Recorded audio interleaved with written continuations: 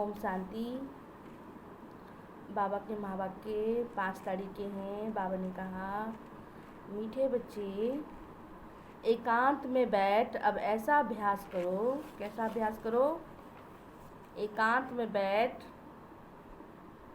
ऐसा अभ्यास करो जो अनुभव हो मैं शरीर से भिन्न आत्मा हूँ, मतलब इससे अलग आत्मा हूँ। इसको जीते जी क्या कहा जाता है? मरना। बाबा कहते हैं ना, जीते जी मरना, मना पुराने स्वभाव संस्कार आदतों से मरकर नया जन्म। बाबा कहते हैं ना, ये हमारा नया जन्म है, तो डिटैच हो जाओ। प्रश्न है, एकांत का अर्थ क्या है? एकांत में बैठ तुमको कौन सा अनुभव करना है? उत्तर है, एकांत का अर्थ है एक की याद में इस शरीर का अंत हो जाए। परमात्मा की याद में ही शरीर छूटे। लोग कहते हैं ना, जब अंत काल आए तो मुख में गंगा जल हो, राम राम हो, तो ऐसे कहते हैं। तो भगवान कहते हैं यहाँ पे अंत समय में एक परमात्मा को ही सिमरो, दूसरा किसी को भी नहीं। तो अर्थात बाबा ने कहा, एकांत में बैठ ऐसा अनुभव करो कि मैं आत्मा हूँ, इस शरीर चमड़ी को छोड़ बाबा के पास जाती हूँ, है ना। बाबा कहते हैं ना, अंत में तो देह छोड़ के ही तो जाएंगे ना परमात्मा के पास। तो कोई भी याद ना आए उस समय, अंत काल में कोई भी याद ना आए। बैठे बैठे अशरीरी हो जाओ, बैठे बैठे बिल्कुल शरीर से डिटैच, में आत्मा अलग शरीर अलग। तो इस शरीर से हम जैसे कि निकल ही गए, डिटैच ही हो गए हैं। बस हम आत्मा है, सिर्फ बाबा के बच्चे हैं। इस प्रैक्टिस से देहभान आपका टूटता जाएगा।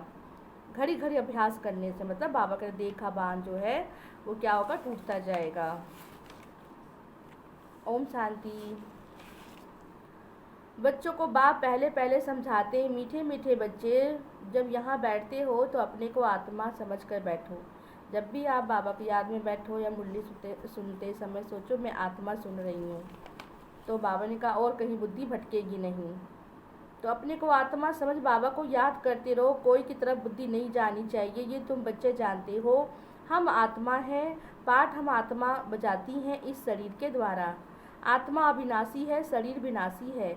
तो बच्चों को देह अभिमानी बन बाबा की याद में रहना है। हम आत्मा है, चाहे तो इन आर्गन से काम लेवे व ना लेवे, अपने को शरीर से अलग समझना चाहिए। बाप कहते हैं अपने को आत्मा समझो, देह-भान को भूलते जाओ। हम आत्मा इंडिपेंडेंट है, मतलब अलग है ना, स्वतंत्र है, इंडिपेंडेंट है। हमारे सिवाय, हमको सिवाय एक बाप के और कोई को याद नहीं करना है। जीते जी जैसे कि क्या करना है? भगवान पर बलिहार जाना है। हम आत्मा का योग परमात्मा के साथ होना चाहिए। बाकी तो दुनिया से, घर से, जैसे कि कहते हैं ना, आप मोए मर गई दुनिया। जब कोई चला जाता है तो कहते हैं ना, आप गए तो आपके लिए दुनिया भी चली गई। तो बाबा के जीते जी अपने को महसूस करना है कि मैं एक आत्मा हूँ, है ना, शरीर से डिटैच हूँ। अब जीते जी तुमको यहीं पर मरना का अभ्यास करना है। हम आत्मा, शरीर, हम आत्मा हैं, सिर्फ बाबा के बच्चे हैं। शरीर का भान उड़ाते जाओ। बाबा कहते अपने को आत्मा समझो और मुझे याद करो। शरीर का भान छोड़ो, देह का भान बहुत रहता है, तभी तो हम आत्मा नहीं समझ पाते। जब आत्मा नहीं समझ पाते तो परमात्मा की याद भी नहीं रह पाती है। पुरानी चीज़ों को छोड़ो, अपने को अशरीरी समझो। अभी तुमको बाबा को याद करना है, बाबा के पास जाना है। ऐसे करते करते फिर तुमको आदत पड़ जाएगी। अभी तो तुमको घर जाना है, इस पुरानी दुनिया को क्यों याद करते हो? एकांत में बैठ ऐसे ऐसे अपने से बातें करनी चाहिए। भक्ति मार्ग में तो कोठरी में बैठकर माला फेरते रहते थे। हाथ में क्या करते थे? एक थैले के अंदर डाल लेते थे और राम राम राम राम करते रहते थे। तो तुम एकांत में बैठ, यहाँ बाबा कहते माला तो सिमरने की बात नहीं होती है। हाँ, अपने को अभ्यास कर सकते हो कि मैं एक आत्मा हूँ, इस शरीर से अलग हूँ, डिटैच हूँ, है ना। तो ये बाबा कहते प्रैक्टिस कर सकते हो। तो अपने को आत्मा समझो, कोशिश करो तो आदत पड़ जाएगी। तुमको मुख से कुछ बोलना नहीं होता है, रटना भी नहीं है, बोलना भी नहीं है, उसको महसूस करना है। सिर्फ बाबा तो सिखलाते हैं, इनको तो पुरुषार्थ करना है ना, उनको तो पुरुषार्थ नहीं करना है। मतलब पुरुषार्थ ब्रह्मा बाबा को करना पड़ेगा, हम बच्चों को करना पड़ेगा। सिर्फ बाबा को क्यों अभ्यास करना पड़ेगा? सिर्फ बाबा को अपना देह ही नहीं है। तो अपने घर, इस शरीर को तो यहाँ छोड़ना है। बाबा को याद करने से विकर्म विनाश होंगे, आयु भी बढ़ेगी, अंदर चिंतन चलना चाहिए, बाहर में कुछ बोलना है नहीं। भक्ति मार्ग में ब्रह्म तत्व को या शिव को याद करते हैं, परंतु याद कोई यथार्थ नहीं है।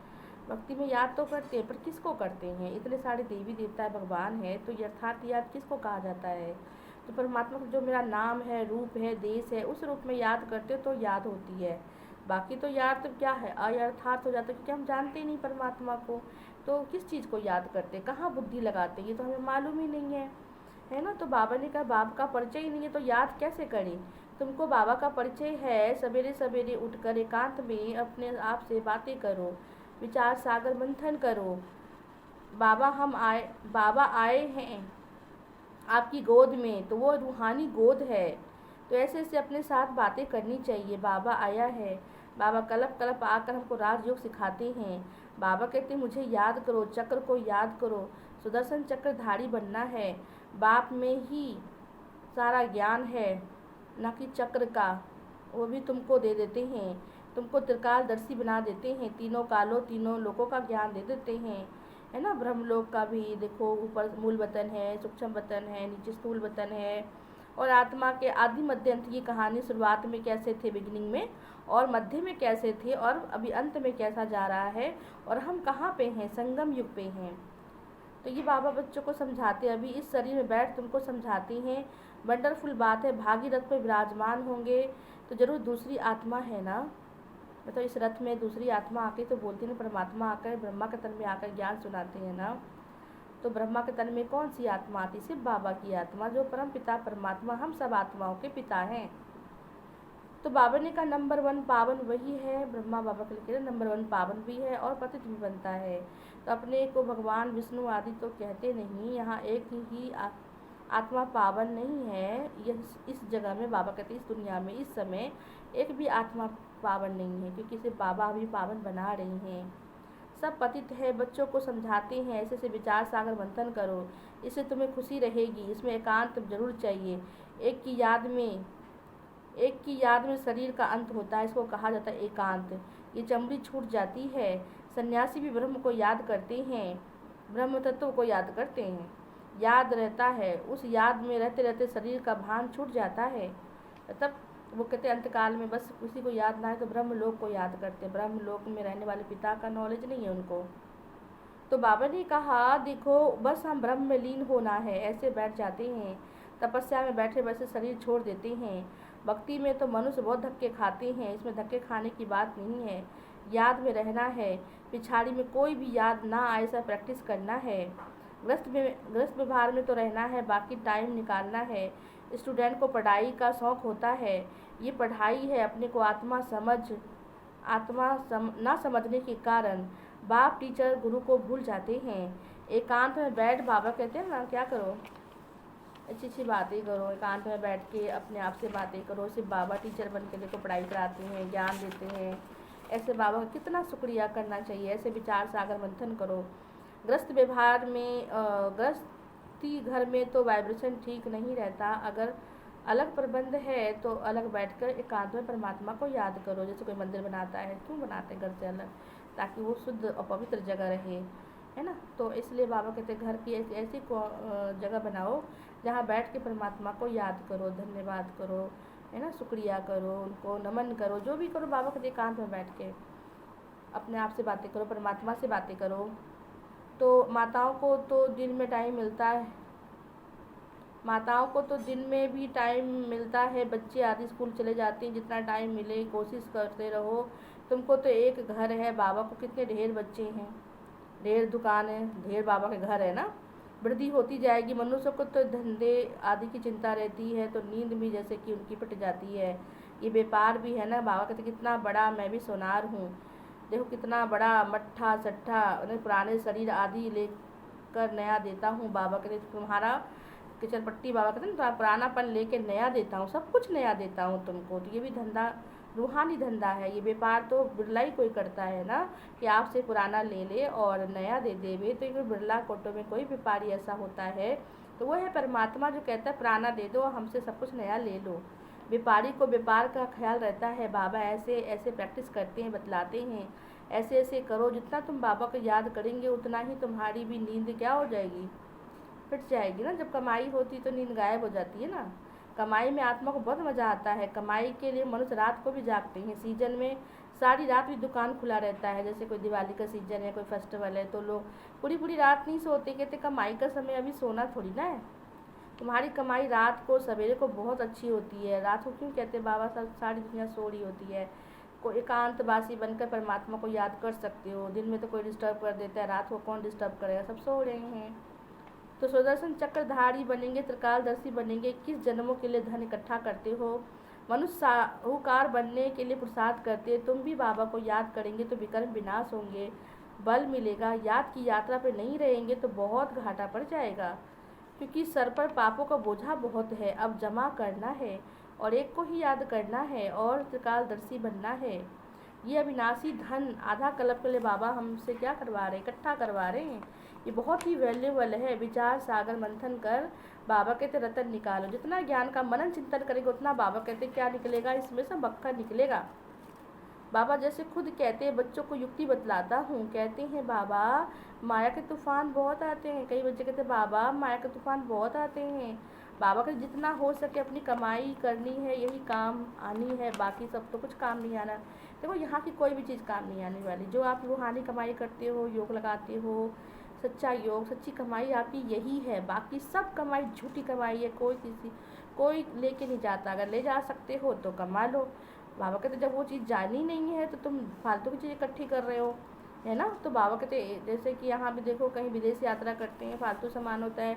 जो आप ले जा सकते हो वो ले जा सकते हो, नहीं ले जा सकते हो तो वो निकाल के फेंक देते, चाहे आपकी कितनी महंगी चीज़ हो, है। तो भगवान भी कहते हैं मेरे पास आने के लिए जो सामान चाहिए वो तो तुम इकट्ठा नहीं कर रहे हो, और जो नहीं ले जानी वो तुम इकट्ठा कर रहे हो। तो बाबा कहते देख लो तुम क्या लेके जाने वाले हो, कहीं आपको भी ना धोखा मिल जाए। आप सोचो हे भगवान, मैं तो सोचता रहा इससे मेरी जीवन की सब कुछ चल जाएगा, लेकिन जा रहा हूँ तो खाली हाथ जा रहा हूँ। तो ये बाबा कह रहे देखो क्या कमाई करनी है और हम क्या कमाई कर रहे हैं, इस पर हमारा ध्यान ही नहीं जाता है। हम सोचते क्या हो गया, हमें थोड़ी ना भी मरना है, मरने की कोई डेट फाइनल थोड़ी ना है, कभी भी कुछ भी हो सकता है। किसी को कुछ नहीं मालूम है, इस जीवन का कोई भरोसा नहीं है। इसलिए बाबा कहते जो करना है, मतलब अच्छे कर्म जो भी करने कर लेना चाहिए, क्योंकि वही हमारे साथ जाता है। तो बाबा कितना बच्चों को समझाते, फिर भी बच्चे क्या करते हैं अलबेलेपन में, एक कान से सुनेंगे दूसरे से निकाल देते हैं। तो बाबा कहते देखो ना बच्चों को कितना मैं समझाता हूँ, अच्छी कमाई कर लो, सच्ची कमाई कर लो, है ना। बाबा कहते जितना हो सके अपनी कमाई करनी है, यही काम आनी है। एकांत में बैठ बाबा को याद करना है। फुर्सत है तो सेवा भी करो, मंदिर में भी जाकर सेवा कर सकते हो, बैच लगा के भी सेवा कर सकते हो, सब समझ जाएंगे। रूहानी मिलिट्री वाले हैं। तुम लिखते भी हो हम स्वर्ग की स्थापना कर रहे हैं। आदि सनातन देवी देवता धर्म था, अब नहीं है, जो स्थापना करते हैं। लक्ष्मी नारायण एम ऑब्जेक्ट है ना, कोई समय ट्रांसलाइट का चित्र बैटरी सहित उठाकर परिक्रमा देंगे और सबको कहेंगे राम राज्य आने वाला है ना। आज तो चित्र बने, तब की मुरली जब नहीं थी ऐसे चित्र वगैरह ट्रांसलाइट का, तो बाबा कहते ऐसे भी चित्र बनेंगे, जो देखो बन चुके हैं और कितनी सेवाएं अभी इस समय हो रही है। ये चित्र सबसे फर्स्ट क्लास है, ये चित्र बहुत नामी ग्रामी हो जाएगा। लक्ष्मी नारायण सिर्फ एक तो नहीं थे ना, उनकी राजधानी थी ना। तो ये स्वराज्य स्थापना करते हैं। बाबा कहते हैं मन मना भव, मन ही मन मुझे याद करते रहो। बाप को याद करो तो विकर्म विनाश होंगे। कहते हैं हम गीता का 1 सप्ताह मनाएंगे, ये सब प्लान पहले मौखिक बन रहे हैं। परिक्रमा आदि चित्र लेना पड़े ना, परिक्रमा में चित्र लेना पड़े, इनको देखकर सब खुश होते हैं। तुम कहेंगे बाप को वर्षे को याद करो मन मना भव। ये गीता के अक्षर है, भगवान से बाबा है। कहते बच्चे तुम मुझे याद करो तो विकर्म विनाश होंगे। 84 के चक्र को याद करो तो बन जाएंगे क्या चक्रवर्ती राजा रानी। लिटरेचर में तुम सौगात देते रहो, सिर्फ बाबा का भंडारा सदा भरपूर है, आगे चलकर बहुत सेवा होगी। एम ऑब्जेक्ट कितना क्लियर है, एक राज्य एक धर्म था, बहुत साहूकार थे। मनुष्य चाहते हैं एक धर्म हो, एक राज्य हो, एक भाषा हो, एक मत हो, तो कैसे होगा। जब हम एक बनेंगे तभी तो दुनिया एक बनेगी ना। मनुष्य जो चाहते हैं सो अब आसार दिखाई पड़ते हैं, फिर समझेंगे ये ठीक ही कहते थे। 100% पवित्रता सुख शांति का राज्य फिर से स्थापन होने वाला है। तुमको खुशी भी रहेगी, याद में रहने से ही तीर्थ ज्ञान का लगता है। शांति में रह थोड़े अक्षर बोलते हैं, जास्ती आवाज़ नहीं होता है। गीत कविता आदि कुछ भी बाबा को पसंद पसंद नहीं करते, बाहर वाले मनुष्य रीस नहीं करते। तुम्हारी बात है बिल्कुल साइलेंट में होगा परमात्मा को साइलेंस में याद करने का। बाकी हाँ ठीक है, कभी किसी को मन थोड़ा उदास है तो अच्छे अच्छे गीत रख लिए, जिससे सुनने से हमें उमंग उत्साह बढ़ता है। बाकी बाबा के दिन सबकी ज़रूरत नहीं है, परमात्मा की याद के लिए सबकी ज़रूरत भी नहीं है, लेकिन ठीक है बच्चों को थोड़ा मनोरंजन हो जाता है, याद करने का वो हो जाता है, इसलिए बाबा कहते चलो कोई बात नहीं छूट दे रखी है, लेकिन बाबा कहते इससे तुम्हारा कुछ नहीं होना है। तो याद में रहने से तीर लगेगा, शांति में रहे अक्षर, थोड़े अक्षर बोलने से जास्ती आवाज़ नहीं, गीत कविताएं आदि कुछ भी बाबा पसंद नहीं करते। बाहर वाले मनुष्य रीस नहीं करनी है, तुम्हारी बात ही और है, अपने को आत्मा समझकर बाबा को याद करना है बस। स्लोगन अच्छे हो जो मनुष्य पढ़कर जागे, बच्चे वृद्धि को पाते रहते हैं, खजाना तो भरपूर है, बच्चों का दिया हुआ है, फिर बच्चों के काम ही आता है। तो बाप तो पैसे नहीं लेते हैं, तुम्हारी चीज़ें तुम्हारे काम आती है। भारतवासी जानते हैं हम बहुत सुधर रहे हैं, हम बहुत सुधार कर रहे हैं। 5 वर्ष के अंदर इतना अनाज होगा, अनाज की भी कोई तकलीफ़ नहीं होगी, और तुम जानते हो ऐसा हालात होगी जो बाबा कहते हैं ना, अभी तो कहते हैं ना इतनी की प्लानिंग कर रहे कि आगे क्या होना है क्या पता किसी को, तो खाने का भी अन्न ना मिले। बाबा कहते हैं ऐसा भी हो सकता है, ऐसे नहीं कि अनाज कोई सस्ता होगा, और दिन पर दिन और महंगा ही होता जा रहा है। तुम बच्चे जानते किस जन्मों के लिए अपना राज्य भाग्य ले रहे हो, थोड़ी बहुत तकलीफ तो सहन करनी पड़ती है ना। कहा जाता है खुशी जैसी खुराक नहीं, अगर खुशी है तो वो खुशी जैसी खुराक नहीं। अतीन्द्रिय सुख पूछना हो तो किससे पूछो, गोप गोपियाँ। हम बाबा के बच्चे कौन हैं, गोप गोपियाँ। ढेर बच्चे हो जाएंगे जो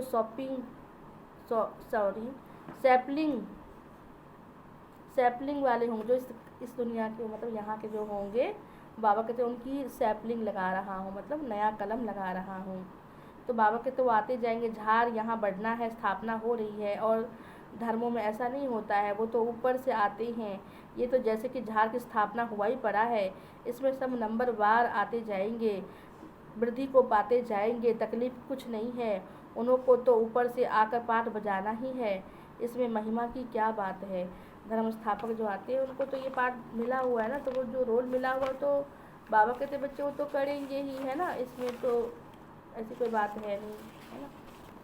तो बाबा ने कहा बच्चे पिछाड़ी में सब धर्म की आत्मा उतरेंगी, शिक्षा क्या देंगे सदगति की, कुछ भी नहीं। यहाँ तो बाप भविष्य देवी देवता धर्म की स्थापना कर रही हैं, संगम पर नया सैपलिंग लगा रही हैं। पहले पौधों को गमले में लगाकर फिर नीचे लगा देते थे, वृद्धि होती जाती थी। तुम अब पौधा लगा रहे हो नई दुनिया के लिए ना। तो बाबा ने कहा बच्चे तुम भी पौधा लगा रहे हो, ये पहले पौधों को गमले में लगाकर फिर नीचे लगा देते थे, वृद्धि होती जाती थी। तुम अब पौधा लगा रहे हो, सतयुग में वृद्धि पाएं, राज्य भाग्य पाएंगे, तुम नई दुनिया की स्थापना कर रहे हो। मनुष्य समझते हैं अर्जुन कलयुग क्या है, बहुत वर्ष पड़ा है, लेकिन बाबा कहते नहीं, बस अंतिम दृश्य चल रहा है, क्योंकि शास्त्रों में लाखों वर्ष लिख दिए हैं। समझते हैं कलयुग में अभी 40,000 वर्ष पड़े हैं, फिर बाप आकर नई दुनिया बनाएंगे। कई समझते हैं ये वही महाभारत लड़ाई है, गीता का भगवान भी जरूर होगा। तुम बतलाते हो कृष्ण तो नहीं था, बाबा ने समझाया कृष्ण तो 84 जन्म लेते हैं, एक फीचर्स ना मिले दूसरे से, तो यहाँ फिर कैसे आ सकते हैं। कोई भी इन बातों पर विचार नहीं करते हैं। तुम तो समझते हो श्री कृष्ण जी स्वर्ग का पहला प्रिंस है, पहला पत्ता है, फिर द्वापर में कहाँ से आएगा। लक्ष्मी नारायण के चित्र को देखने से समझ में आ जाता है सिर्फ बाबा ये वर्षा दे रहे हैं, सतयुग की स्थापना करने वाले बाप ही हैं। ये गोला झाड़ आदि के चित्र कम थोड़ी हैं। एक दिन तुम्हारे पास ये सब ट्रस्ट लाइट के बन जाएंगे, फिर सब कहेंगे हमको ऐसे चित्र चाहिए। इन चित्रों से फिर भयंग मार्ग की अच्छी सेवा हो सकती है। तुम्हारे पास बच्चे इतने आएंगे, जो बाबा कहते बच्चे तुम्हें फुर्सत नहीं रहेगी, इतने आएंगे, टच होगा। तुम बच्चों को ऐसे कहना पड़ेगा कि बाबा की बाबा कहते हैं ना अंत काल में बहुत लोग आएंगे, उस समय आप कैसे भरपूर करेंगे, तो एक दूसरे को सब हेल्प करेंगे ना। तो बाबा के तुम बच्चों को ऐसे नहीं कहना पड़ेगा कि बाबा इनकी बुद्धि को टच करो। टच कोई बाबा थोड़ी करते हैं, समय पर आप ही उनको भी टच हो जाएगा, जो स्कूल का होगा उसको हो जाएगा। बाप तो रास्ता बताएंगे ना। बहुत बच्चियाँ लिखती है हमारे पति की बुद्धि में टच करो, ऐसे सबकी बुद्धि को टच करेंगे तो फिर तो सब कहाँ आ जाएंगे, स्वर्ग में आके बैठ जाएंगे। बाबा कहते हैं अपनी मेहनत के बल से ही पहुँचो तो ज़्यादा अच्छा है ना, नहीं तो कोई तो इतना मेहनत करे, कोई बिल्कुल ना मेहनत करे, बगैर मेहनत तो पानी भी नहीं मिलता। तो बाबा ने कहा सब स्वर्ग में इकट्ठे हो जाएंगे, पढ़ाई की मेहनत है, तुम खुदाई खिदमतगार हो, सच्ची सच्ची सच्ची सच्ची बात बाबा पहले से ही बता देते हैं क्या क्या करना है। ऐसे चित्र ले जाने पड़ेंगे, सीढ़ी का भी नहीं ले जाना पड़ेगा, ड्रामा अनुसार स्थापना होनी ही है। बाबा सर्विस के लिए जो भी डायरेक्शन देते हैं उस पर ध्यान देना है। बाबा कहते हैं बैचेस किस्म किस्म के लाखों बनाओ, लाखों बैच बनवाओ, ट्रेन की टिकट लेकर 1000 माइल तक सर्विस करके आओ। मतलब बाबा ने कहा 100 माइल मतलब 100 मीटर तक बाबा कहते सेवा करके आओ, 100 किलोमीटर तक भी सेवा करके आओ। एक डब्बे से दूसरे में तीसरे में बहुत सहज सेवा कर सकते हो। बाबा ने कहा ना ट्रेन में भी जाते हो खाली बैठे होकर गप्पे मारते हो, इससे अच्छा सेवा करो ना। एक डब्बा पूरा हो गया, दूसरे डब्बे में से दूसरा और तीसरे में चले जाओ, इससे आपकी प्रजा बनेगी। तो एक डब्बे से दूसरे फिर तीसरे में बहुत सहज है। बच्चों को बस सर्विस का शौक़ होना चाहिए, सेवा करने का शौक़ होना चाहिए, तब तो देखो कितना सेवा मिलती है। अच्छा, मीठे मीठे सिकल थे बच्चों प्रति माता पिता बाप दादा का याद प्यार और गुड मॉर्निंग। रूहानी बाप की रूहानी बच्चों को नमस्ते, रूहानी बच्चों की रूहानी बाप को नमस्ते नमस्ते नमस्ते। धारणा के लिए मुख्य सार, विचार सागर मंथन कर अच्छे अच्छे रतन निकालने हैं, ज्ञान के रतन अच्छे अच्छे निकालने, कमाई जमा करनी है, सच्चा सच्चा खुदाई खिदमतगार बन सेवा करनी है। पढ़ाई का बहुत शौक़ रखना है, जब भी समय मिले एकांत में चले जाओ, ऐसा अभ्यास हो जो जीते जी शरीर से जैसे है ही नहीं, शरीर मरे पड़े हैं, इस स्टेज का अनुभव होता रहे। देह का भान भूल जाओ, बाबा कहते देह का भान टोटली भूल जाओ, मैं आत्मा हूँ, सितारा हूँ, बिंदी हूँ, परमात्मा का बच्चा हूँ, बस ये ख्याल रहे। आज का वरदान है भिन्नता। भिन्नता माना कई तरह की भिन्नता होती ना, अलग अलग नहीं। भिन्नता को मिटाकर एकता लाने वाले सच्चे सेवाधारी भव, भिन्नता को मिटाकर एकता लाने वाले सच्चे सेवाधारी भव।